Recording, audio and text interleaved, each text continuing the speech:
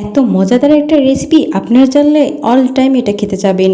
Hello guys, আসসালামু আলাইকুম। আপনারা সবাই কেমন আছেন? আশা করি ভালো আছেন। আমিও ভালো আছি। আজকে আপনাদের কাছে চলে আসলাম নতুন একটা রেসিপি নিয়ে। আর রেসিপিটা হলো কাপ নুডলস দিয়ে কোরিয়ান স্পাইসি নুডলস। ফার্স্টে আমি একটা সিদ্ধ ডিম নিয়ে নিলাম, আর সাথে মরিচ, পেঁয়াজ আর শসা কুচি করে নিয়ে নিলাম। আর আপনাদের ইচ্ছা মতো এগুলো নিয়ে নেবেন। আমি আমার পরিমাণ মতো নিয়ে নিচ্ছি। এরপর একটা কড়াইতে তেল গরম করে পেঁয়াজ কুচি আর মরিচ কুচি দিয়ে দিলাম। এরপর ভালোভাবে নেড়ে নিব, যতক্ষণ না লাল হয়ে যাচ্ছে ততক্ষণ নাড়তেই থাকবো। কোরিয়ান স্পাইসি বলে কথা, এজন্য বেশি করে গুঁড়ো মরিচ দিয়ে দিলাম।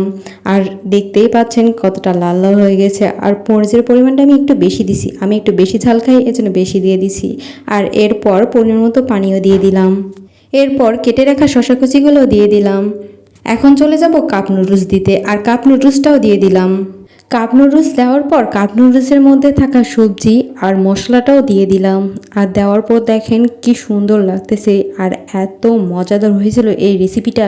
এই তো আমার রেডি হয়ে গেছে কাপ নুডলস দিয়ে কোরিয়ান স্পাইসি নুডলস। আর দেখতেই পাচ্ছেন কতটা ইয়ামি হয়েছে, আসলে অনেক মজার হয়েছে খেতে। আপনারা একবার হলেও ট্রাই করে দেখেন, আর দেখে আমাকে জানাবেন কেমন হয়েছে। আসসালামু আলাইকুম।